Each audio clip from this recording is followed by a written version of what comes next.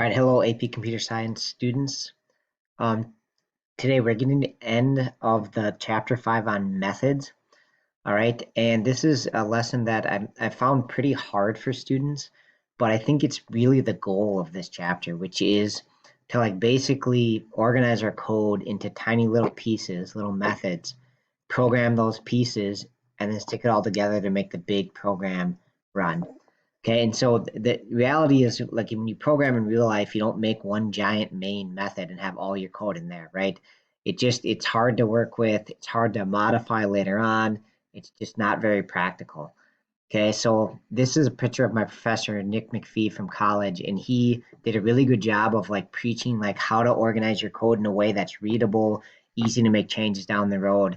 And a huge part of that is to utilize methods correctly. So I feel like this is a pretty challenging lesson, but it's also really the goal of this is to understand this idea of breaking the code into little pieces and using methods to organize and write a larger program.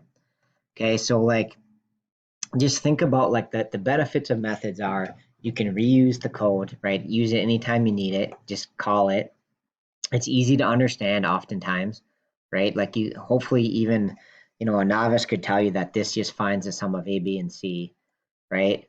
It also makes it so if you're trying to program something complex, you don't have to think about the whole picture, just think about the little pieces, do that part first, and then build from there.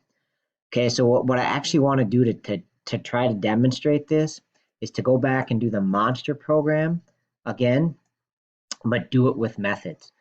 Okay, and so what I've tried in past years is I tried to have kids take their old code and then modify so that uses methods, but I found it was just way too confusing. All right, especially because it was hard to keep track of all the variables. So what I'm going to do instead this year, I'm going to try it differently, is we're going to start with a blank slate and then try to program it with methods. Okay, so before we dive too far into that, I just want to review what the code looks like. Basically, what the player has to choose is whether they want to fight or run. Okay, and if they choose to fight, then you subtract, you start with whatever health you want. I think it starts at 50, but then it randomly takes health amount from the player and the monster. Then they get to choose again, right? Choose their option, display the menu, choose their option, and if they keep choosing fight, you keep losing health until one of them runs out of health, and then you display a message. All right. And if they choose run, you just display a message saying you lose or something like that. Okay, so the code we did in class looks something like this. Yours may look slightly different, but again, we're going to start with a whole new program. I'm just reviewing this to give us, an understanding of what the monster game was. We had the player's health and the monster's health, and then we had some damage.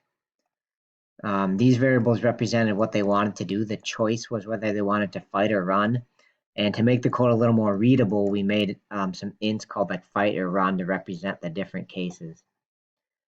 Okay, we obviously use scanner to scan their choices. And our while loop was while they've picked fight and the player has health and the monster still has health, let them keep going. Okay, basically we display a menu, get their choice. If it's fight, this gets kind of be a lot of code, but basically you get some random amount of damage, subtract it from the player's health, get a random amount of damage, subtract it from the monster's health. Okay, and then it does make sense to redisplay the health numbers, right? And then if they, if the while is true, it'll keep running that code again and again. Fight or run, get their choice, lose some health, display the health. Okay, and if they choose run, you mock them. Okay, and then at the end, right, at the end of the loop, they either picked ran or one of the players doesn't have health, right? So we just have to check once the loop ends, did the player run out of health or did the monster run out of health? Okay, and then we display some messages there. Okay, so what I would like you to do is just make a new one, call it monster game with method, and we can obviously steal some code out of here. You could leave it up or whatever, but I think instead of trying to add the methods into this code, it's going to be easier to start from scratch. So I'm going to be in my chapter 5 programs, and I'm going to make, I have a whole new package here, but I'm just going to go new, you don't have to do that, just new class, and I'm going to call it monster game with methods or something like that.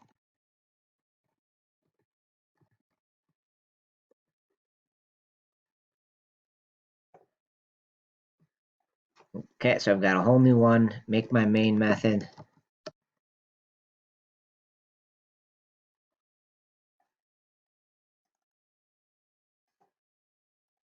Okay, and then we're gonna start coding. What I think students found difficult in the past was the variables. Like the problem with the methods is like having them in main is easy because then their scope is inside of main and you have access to them all through main. Right? Once we make a bunch of methods, it's kind of hard to keep track of like where are the variables and what needs to be passed in. And a simple thing would be to make them all global, put them outside of main up here, so that they'd have be accessed everywhere. And that's kind of the easy fix, but it's not really the conventional way to program. So we're gonna try to do it in terms of input and output. Okay, so before we do any more coding in here, um, in our monster game with methods, let's go back and I wanna see if you can just list what would be some of the methods. Okay, so what would be some of the methods we need? What are the little pieces we need for a program like this? So pause the video here and see if you can list out some of the methods you might want to write. What are the little pieces that you could do for this code? Okay, and hopefully you got a chance to try this. So some of the pieces I see here are like display menu. Okay, so we're displaying our menu.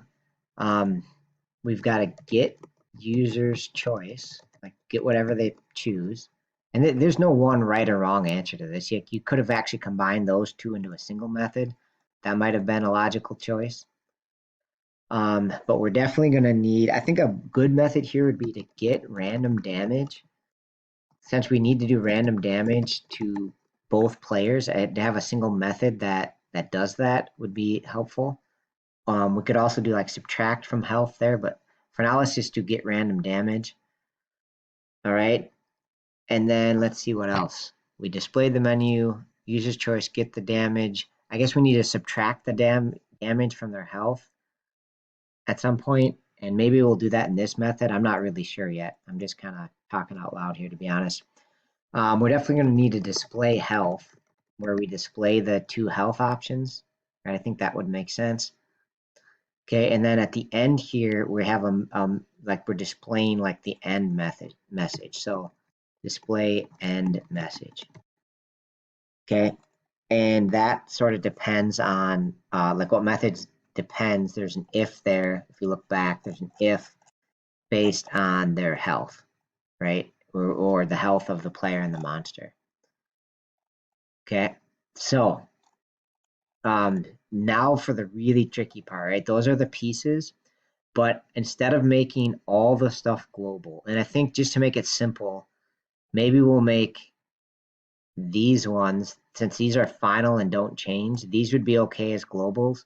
And it'd be okay to do the scanner as a global. So we don't have to pass that all over. We could scan from the user whenever we want. So one thing I want to do here is I'm going to go into a monster game with methods and I'll set that up. So those will be globals. I'm going to take out the choice though, but these will be global so they can be accessed in any of the methods, but the rest of them we want to like pass around and keep track of that way, like as inputs and outputs. Okay, so I'm not sure if this is going to make a lot of sense, but I'm going to go back here and see if um, you could figure out what would make sense as like inputs and outputs. If these are the 5 methods we want to do, all right, what would make sense as like inputs and outputs for these, right? What would be returned, and then what would we need to do input to do each of them, right? So maybe just as an example, that since this one's pretty hard, display the end message. We don't have to return anything, right? Because we're just going to display print, so could be a void method, right? But to figure out that method or message, right? If we go back to the code, we need to know like the message is based on the player's health or the monster's health. Okay, so that method would need to take in 2 ints representing the different health numbers. Okay, so I can add that here, int player health and int monster health. And I'm not going to type it all because I don't have space, but that would say we don't need to return anything, but we need 2 input parameters. Okay, so see if you can do that for the rest of these. What would be the inputs and outputs? Like what input parameters you need, what output parameters would you need. Pause the video and give it a shot. Okay, so please know there's no one right or wrong answer to this, and keeping track of the variables is what has made this so hard in past years. But again, I think this is really a huge idea as to this code, especially as your game gets bigger and more complex, having it organized in methods is super useful, right? So at any rate, display the menu. For that one, I don't think we need to return anything. We're just going to display some prints, okay? And we also don't need anything coming in, right? Because all it is going to print out our different options, right? So that's pretty basic. Get the user's choice, right? So if we have a method that does that, it would need to return an int representing what the user chose. And to get their choice, I don't think we need any information. So that one we don't have to pass in anything. Get random damage. This one, there's a couple ways to set it up. One, I think it should return an int because we are getting something like getting damage. So it would make sense to return an int, have a return type int. And then as far as an input parameter, it depends. If we always want to do 0 to 25 damage, then you don't need any input parameters, right? But you could imagine a world where we want to do a max amount of damage and a min, actually. So you could potentially pass in two variables representing the max or min damage, but I'm just going to do one to make it a little simpler. I'm just going to pass in, this is the max amount of damage that we want to be returned by this method, right? So because you might want to have the monster do different damage than the player. So we'll take in an input there. Okay, so display health, all that's going to do is print stuff, so that'd just be void, but we would have to say what health numbers to display.